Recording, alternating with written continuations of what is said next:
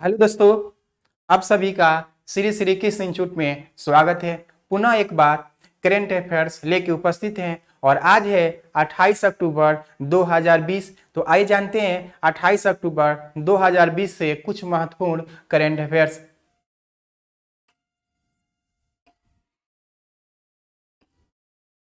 पहला प्रश्न है कि फाइनेंशियल एक्शन टास्क फोर्स यानी FATF ने हाल ही में किस देश को ग्रे लिस्ट में बरकरार रखा। तो FATF जो है एक ऐसी संस्था है जो मुख्य रूप से आतंकवादी रोधी निगरानी संस्थान है, जो मनी लॉन्ड्रिंग हो या आतंकवादी फंडिंग करने वाला जो देश है उसको ये ग्रे लिस्ट और ब्लैक लिस्ट में डालती है। ग्रे लिस्ट में डालने का मकसद ये होता है कि अगर किसी देश को अगर ग्रे लिस्ट में डाल दिया जाता है, उसकी सूची है, उसमें डाल देने से होता यूं है कि कोई भी देश उसमें निवेश करने से क्या होता है, डरता है। क्या करता है, निवेश करने से डरता है, जिसके कारण उसकी अर्थव्यवस्था क्या हो जाती है, कमजोर हो जाती है। साथ ही उसके GDP आपको कम हो जाएगी और साथ ही उसका आपको शेयर मार्केट भी मतलब कम हो जाता है, जिसके कारण जो देश को ग्रे लिस्ट में डाला जाता है। खासकर ग्रे लिस्ट में अभी हाल ही में अक्टूबर महीना में आपको FATF का मीटिंग हुआ, जिसमें पाकिस्तान को पहले से ही ग्रे लिस्ट में डाला गया था और वर्तमान में भी इसे ग्रे लिस्ट में ही रखा गया है। और FATF का जो अगला मीटिंग होगा वो होगा फरवरी 2021 में, यानी फरवरी 2021 में होगा। अब रहा बात कि ग्रे लिस्ट का ये कहानी है, अगर किसी देश को ब्लैक लिस्ट में डाल दिया जाता है तब क्या होता है। अगर किसी देश को अगर ब्लैक लिस्ट में FATF डाल देता है तो वह देश को ना आपको IMF से लोन ले सकता है या ना वर्ल्ड बैंक से या ADB बैंक से कोई ऋण ले सकता है। यानी IMF या वर्ल्ड बैंक हो या ADB हो, तो किसी भी बैंक से उसको ऋण नहीं मिल सकता है। यानी इंटरनेशनल मॉनेटरी फंड भी उसको नहीं दे सकता, भले उस देश का सदस्य है तो क्या है, या वर्ल्ड बैंक है वो भी नहीं दे सकता है, या एशियाई विकास बैंक है वो भी उसे नहीं दे सकता। उसके अलावा उस देश से कोई भी दूसरा देश उस देश में निवेश नहीं करेगा। यहाँ बड़ी बड़ी कंपनियां जो होती है वो भी उस देश में आपको निवेश नहीं करेगी, जिसके कारण उस देश की अर्थव्यवस्था क्या हो जाती है, समाप्त हो जाती है। यानी कहने का मतलब बहुत ही कमजोर हो जाती है, दयनीय स्थिति आ जाती है।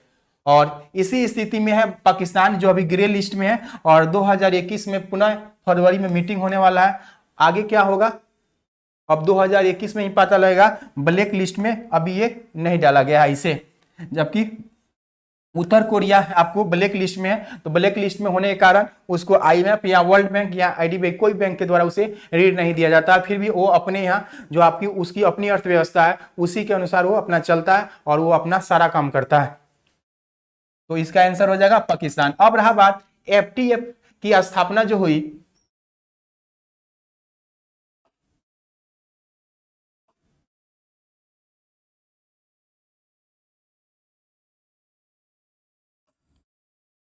FATF की स्थापना हुई आपको 1989 ईस्वी में। कब हुई, 1989 ईस्वी में FATF की स्थापना होती है। इसका मुख्यालय है पेरिस। इसका मुख्यालय क्या है, पेरिस है। फ्रांस की राजधानी जो पेरिस है वहां पर इसका क्या है, मुख्यालय है। और इसमें सदस्य देशों की संख्या 39 है। इसमें सदस्य देशों की संख्या क्या है, 39 है, जिसमें भारत भी सदस्य है और पाकिस्तान भी इसमें क्या है, सदस्य है। तो इसको याद रखिए। अब आइए देखते हैं अगला प्रश्न। देखिए अगला प्रश्न है कि कौन सा ग्रह पृथ्वी की तुलना में तेज गति से अपने वातावरण को खो रहा है। तो ये ग्रह है आपको, ये ग्रह है मंगल ग्रह। क्या है, मंगल ग्रह है। तो मंगल ग्रह है, मंगल ग्रह पर हम लोग ने एक मिशन भेजा था जिसका नाम था मॉम, यानी मार्स ऑर्बिट मिशन। क्या नाम है, मार्स ऑर्बिट मिशन जो गया था PSLV। ये है आपका PSLV C25, यानी ये यान का नाम है जिसे भेजा गया था, यानी पोलर सैटेलाइट लॉन्च व्हीकल से भेजा गया था, जो आपके पृथ्वी की कक्षा से भेजा गया था। और ये भेजा गया था आपको PSLV। याद रखेंगे, ये हमेशा एग्जामों में पूछा जाता है किस यान से भेजा गया था। मार्स ऑर्बिट मिशन की जो शुरुआत हुई थी, यही यान जो भेजा गया था आपको 5 नवंबर 2013 को आपको पृथ्वी की कक्षा से इसको छोड़ा गया। और यह आपको 24 सितंबर 2014 को पहुंचा कहां, मंगल ग्रह पर। और मंगल ग्रह पर ये पहुंचने वाला विश्व का पहला देश हुआ जो बहुत ही कम समय में और कम खर्च में पहुंचने वाला ये विश्व का पहला देश है। जबकि सबसे पहले मंगल पर गया था यूएसए, उसके बाद रूस, और उसके बाद है यूरोपियन संघ, उसके बाद कौन है, यूरोपियन संघ।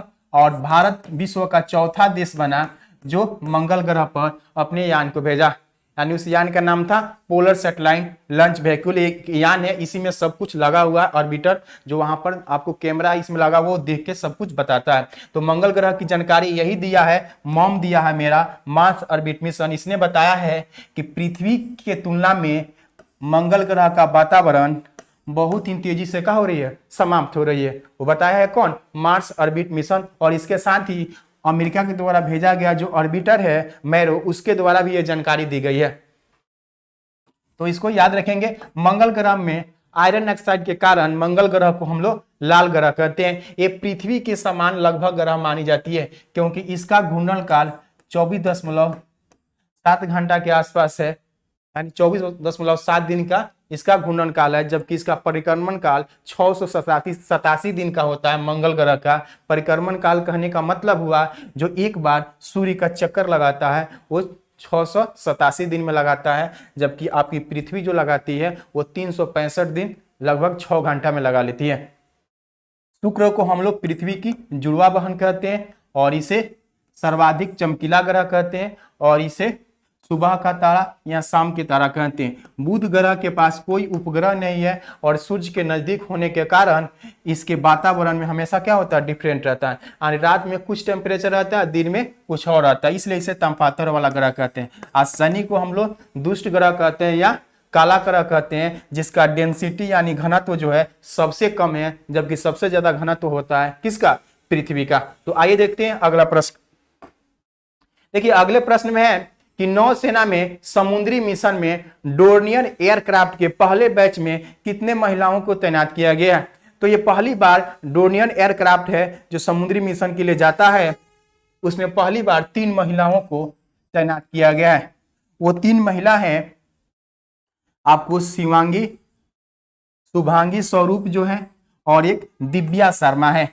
देखिए दिव्या शर्मा जो है ये नौसेना पायलट है, ये भी नौसेना पायलट है, ये भी नौसेना पायलट है। इसलिए समुद्री मिशन के लिए ये तीनों महिलाओं को तैयार किया गया है डोर्नियर एयरक्राफ्ट के लिए, ठीक है, जो समुद्री निगरानी करता है। और ये शिवांगी सिंह को याद रखेंगे, ये शिवांगी जो है ये बिहार के मुजफ्फरपुर की रहने वाली है, ये बिहार के मुजफ्फरपुर के रहने वाली है और नौसेना की पहली महिला पायलट। ये नौसेना की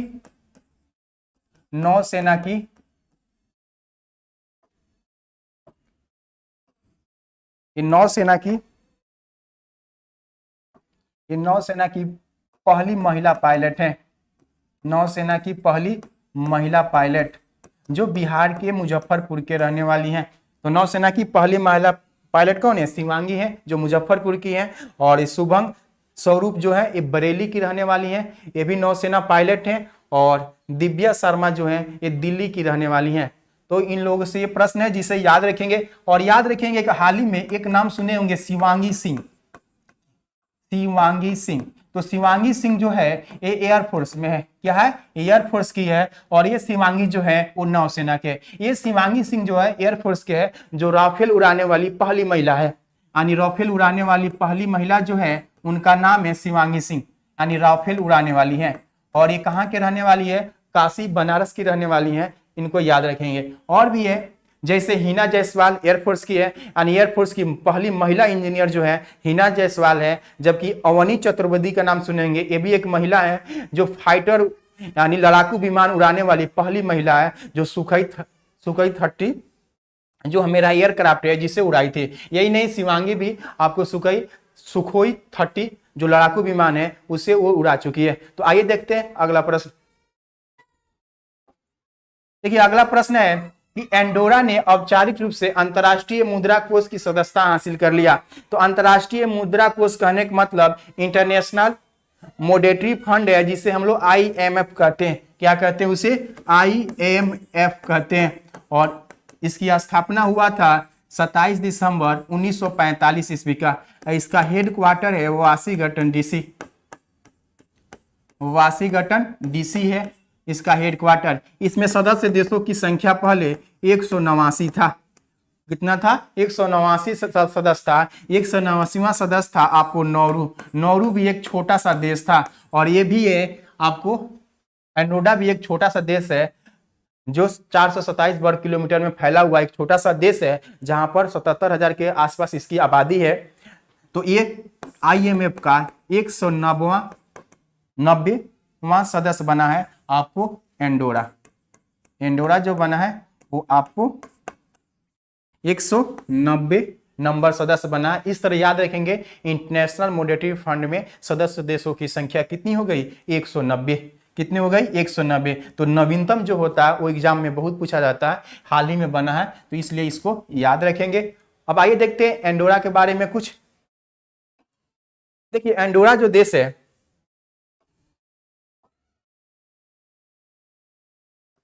एंडोरा जो देश है ये आपको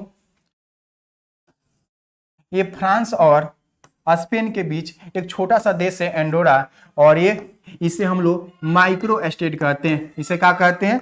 माइक्रो स्टेट, यानी छोटा सा देश है, इसलिए इसे माइक्रो स्टेट कहा जाता है। क्या कहा जाता है? इसे माइक्रो स्टेट कहा जाता है। ये पूर्णतः पर्वतीय देश है। पूर्णतः पर्वतीय देश कहने का मतलब ये पर्वत पर ही स्थित एक छोटा सा देश है। तो याद रखेंगे इसे पूर्णतः पर्वतीय देश कहा जाता है। इसे पूर्णतः पर्वतीय देश कहा जाता है। और इसके पड़ोसियों में कौन है? फ्रांस है और आपको स्पेन है। और दोनों बगल क्या है? अटलांटिक ओशियन है। और दोनों बगल क्या है? समुद्र है। और बीच में ये छोटा सा देश है आपको एंडोरा। तो आइए देखते हैं अगला प्रश्न। देखिए अगला प्रश्न है कि हाल ही में किस राज्य ने शास्त्रीय संगीत में उत्कृष्टता के लिए सुनंदा सम्मान की स्थापना किया? देखिए सुनंदा जो है, सुनंदा पटनायक नाम है इनका, सुनंदा पटनायक। और सुनंदा पटनायक जो है ये शास्त्रीय संगीतकार हैं।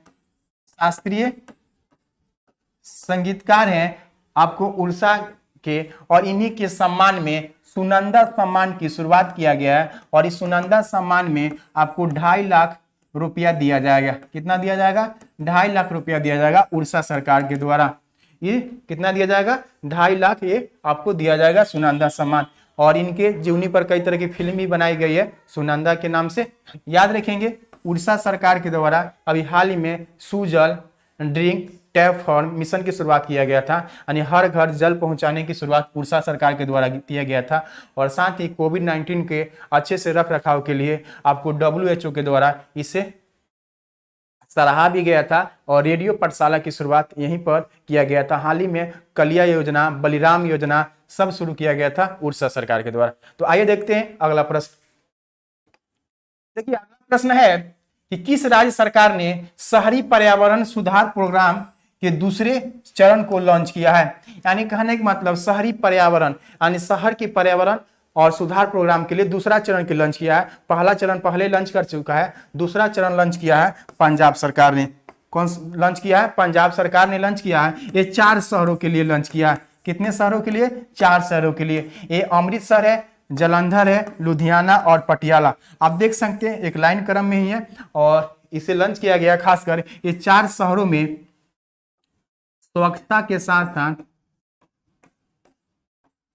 पानी को पहुंचाना। स्वच्छता के साथ साथ क्या करना? पानी को पहुंचाना। और हाल ही में आपको एडीबी के द्वारा यानी एशियाई विकास बैंक के द्वारा आपको राजस्थान के 14 शहरों को भी ऋण दिया गया था। आपको $300 मिलियन का ऋण दिया गया था 14 शहरों को, राजस्थान को क्या करने के लिए? स्वच्छ करने के लिए भी दिया गया था। और पंजाब सरकार ने अभी हाल ही में अपने यहाँ सरकारी नौकरियों में 33% महिलाओं के लिए आरक्षित सीट की व्यवस्था किया है। और पंजाब सरकार ने कृषि बिल के विरोध में पहली बार अपने विधानसभा में विधेयक प्रस्तुत किया है। यानी विधानसभा में कृषि बिल के खिलाफ उसे प्रभावी बनाने के लिए कौन सा राज्य विधेयक प्रस्तुत किया है? तो पंजाब सरकार ने प्रस्तुत किया है। खेलो यूनिवर्सिटी गेम जो हुआ था उड़ीसा में, उसमें पहले स्थान पर पंजाब यूनिवर्सिटी था। कौन था? पंजाब यूनिवर्सिटी था। और पंजाब की राजधानी चंडीगढ़ में 2022 में कॉमनवेल्थ तीर अंदाजी का आयोजन किया जाएगा। तो आइए देखते हैं अगला प्रश्न। देखिए अगला प्रश्न है कि हाल ही में कौन सा सेल्स के नए राष्ट्रपति के रूप में निर्वाचित हुए? तो सेल्स के नए राष्ट्रपति के रूप में निर्वाचित हुए हैं बेबल रामकलावन। क्या नाम है? बेबल रामकलावन है, जो डैनी फॉरे को पराजित करके बने हैं, जिनको कुल मत मिला था 54%। कितना मिला था? 54% मिला था। और सेल्स की राजधानी आपको विक्टोरिया है। सेल्स की राजधानी कहाँ है? विक्टोरिया के है। याद रखें बेबल रामकलावन जो है वो भारतीय मूल के हैं। इनकी दादाजी जो थे ये आपके बिहार के मोतिहारी के रहने वाले थे और इन्होंने कलकत्ता होते हुए सेल्स पहुंचे थे और इन्होंने यहाँ पर जाके रह रहे थे। और उन्हीं के पोता हैं बेबल रामकलावन, जो सेल्स के नया क्या बने हैं? राष्ट्रपति बने हैं डैनी फरे को पराजित करके। अब ऑप्शन में प्रविध जगन्नाथ, ये मॉरिशस के हैं। ये कहाँ के हैं? मॉरिशस के हैं और मॉरिशस के हैं ये। और हाल ही में आपको मॉरिशस के जो सुप्रीम कोर्ट है, सुप्रीम कोर्ट, मॉरिशस का जो सुप्रीम कोर्ट है जिसका निर्माण भारत ने करवाया है। सुप्रीम कोर्ट का निर्माण कौन कराया है? भारत ने कराया है। और जिसका हाल ही में उद्घाटन किए थे हमारे प्रधानमंत्री श्री नरेंद्र मोदी। तो मॉरिशस से याद रखेंगे, वहां के पीएम है आपको प्रविध जगन्नाथ। और मॉरिशस हो या सेल्स हो या टेबो में खासकर भारतीय मूल के बहुत से नागरिक रहते हैं, खासकर बिहार के रहने वाले हैं। तो बिहारी मूल के ही ये भी हैं। अब वो खासकर भारतीय मूल कहने मतलब कहाँ के? बिहार के रहने वाले हैं। तो आइए देखते हैं अगला प्रश्न। प्रधानमंत्री किसान सूर्योदय योजना की शुरुआत किया गया। तो प्रधानमंत्री किसान सूर्योदय योजना के तहत किसानों को सुबह 5 बजे से रात के 9 बजे तक किसानों को आपको जल यानी पानी देने की व्यवस्था की गई है सूर्योदय योजना के तहत। यानी किसानों को सुबह 5 बजे से लेकर रात के 9 बजे तक सिंचाई के लिए पानी की व्यवस्था की गई है आपको गुजरात सरकार के द्वारा। इस मिशन को हाल ही में शुरुआत किए थे हमारे प्रधानमंत्री मोदी जी के द्वारा शुरू किया गया। इसके साथ और भी योजना शुरू किए। कुल आप 3 परियोजना की इन्होंने शुरुआत किया। हाल ही में अभी यहाँ पर सी प्लेन जो है, सी प्लेन यानी समुद्री सेवा की शुरुआत होने वाली है। आपको कंवरिया जो है जगह है जहां पर स्टैचू ऑफ यूनिटी बनाई गई है। साधु द्वीप जो है, साधु द्वीप जो आपको नर्मदा नदी के तट पर है, जहां पर स्टैचू ऑफ यूनिटी बनाई गई है, वहीं से शुरू होगी आपको सी प्लेन यानी समुद्री विमान की शुरुआत किया जाएगा हाल ही में 31 अक्टूबर को। यानी 31 अक्टूबर 2020 से शुरुआत किया जाएगा, क्योंकि 31 अक्टूबर को हम लोग राष्ट्रीय एकता दिवस के रूप में मनाते हैं, क्योंकि 31 अक्टूबर को हमारे बिस्मार्क लौह पुरुष सरदार वल्लभ भाई पटेल का जन्मदिन है। उसी दिन इसकी क्या होगी? शुरुआत होगी। और गुजरात से प्रश्न याद रखेंगे। गुजरात में हाल ही महिला उत्कर्ष योजना की शुरुआत किया गया था गुजरात सरकार के द्वारा, और मसाला पार्क गुजरात में ही स्थापित किया गया था। और देश का पहला रक्षा विश्वविद्यालय गुजरात में ही बनाया जाएगा। तो आइए देखते हैं अगला प्रश्न। देखिए अगला प्रश्न है कि G20 करप्शन वर्किंग ग्रुप की पहली मंत्री स्तरीय बैठक में भारत का प्रतिनिधित्व किसने किया? तो G20 कहने का मतलब ग्रुप ऑफ 20 है, यानी ये 20 देशों का एक समूह है। 20 देशों का क्या है? एक समूह है। इस 20 देशों में आपको 19 देश हैं और प्लस एक यूरोपियन संघ है। क्या है? यूरोपियन संघ है। तो यूरोपियन संघ में जो आपको 27 देश है वो भी इसमें शामिल है। इसी से यूरोपियन संघ में पहले इंग्लैंड भी था। इंग्लैंड हाल ही में यूरोपियन संघ से बाहर निकल गया, इसलिए यहाँ यूरोपियन संघ सदस्यों की संख्या हो गई है कितनी? 27। यानी यूरोपियन संघ में सदस्य देशों की संख्या है 27 और 19 देश ये हैं। इस तरह ये G20 जो है ग्रुप ऑफ 20 विकसित एवं विकासशील देशों की अर्थव्यवस्था से संबंधित एक मंच है, जिसका G20 करप्शन वर्किंग ग्रुप की मीटिंग जो हुई मंत्रियों का, उसमें भारत का प्रतिनिधित्व किए थे आपको आप जितेंद्र सिंह। किसने किया था? जितेंद्र सिंह ने इस मीटिंग में भाग लिए थे और ये वर्चुअल मीटिंग हुई थी। और G20 का जो मीटिंग चल रही है 2020 में, इसका सम्मेलन हो रहा है, वो सब सम्मेलन जो भी पूछेगा मंत्री का या राष्ट्राध्यक्ष का, ये सब कहां से होगा? सऊदी अरब से।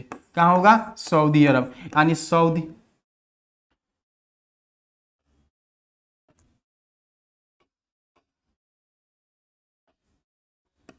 तो सऊदी अरब में हो रहा है और इसकी अध्यक्षता कौन करेगा? सऊदी अरब। तो भारत की तरफ से जितेंद्र सिंह शामिल थे। जितेंद्र सिंह जो है हमारे पूर्वोत्तर विकास मंत्री और साथ ही परमाणु ऊर्जा पूछे या अंतरिक्ष विभाग के राज्य मंत्री हैं। यानी सब मंत्रालय इन्हीं के पास है। पूर्वोत्तर विकास मंत्री पूछे, परमाणु ऊर्जा या अंतरिक्ष विभाग के राज्य मंत्री कौन है? तो जितेंद्र सिंह है। और किरण रिजिजू अभी हाल ही में G20 का यूथ सम्मेलन हुआ था। क्या हुआ था? यूथ सम्मेलन, युवा सम्मेलन हुआ था, जिसमें भारत की तरफ से किरण रिजिजू भाग लिए थे, जो युवा मामले और खेल मंत्री हैं। यानी युवा मामले और खेल मंत्री कौन है? किरण रिजिजू। ये हाल ही में आपको भाग लिए थे G20 यूथ सम्मेलन में। तो याद रखेंगे G20 आपको G20 का 2020 में जो मीटिंग चल रही है वो सऊदी अरब में चल रही है और 2021 में जो होगा वो इटली में होगा। कहाँ होगा? इटली में होगा। और आने वाले 2022 में आपको भारत में होगा। कहाँ होगा? भारत में होगा। धर्मेंद्र प्रधान जो है कोयला मंत्री है। क्या है? कोयला मंत्री। और राजनाथ सिंह हमारे रक्षा मंत्री हैं जो हमारे देश के। तो ये कुछ महत्वपूर्ण करंट अफेयर्स था जो 28 अक्टूबर 2020 से। तो मिलते हैं नेक्स्ट वीडियो में। थैंक यू, धन्यवाद।